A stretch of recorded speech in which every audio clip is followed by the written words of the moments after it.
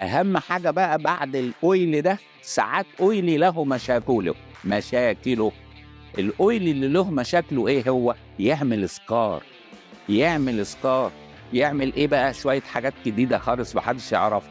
مناخيرهم تكبر، مش وتقولوا الكلام ده، تنفش كده، يطلع لهم ساعات وردية، يحطوا كورتيزون كتير، وشهم يضرب خالص خالص خالص، يبتدي يحصل دمامل كمان، اوعى تقولوا. انما مشاكلهم ايه كمان؟ يزيتوا الدنيا حواليهم. كل دول بيتعالجوا بمنتهى السهوله اللي ربنا عارفها، سهله جدا، صدقيني اسهل من كده مفيش. بس ما تروحيش للصيدلي وتقولي له اصل انا دراي ايه، بس انت هتلاقيكي عماله تزيتي قدام الصيدلي. لا، مش عيب ده، بس you have to know your code، علشان لما نمشي بعد كده.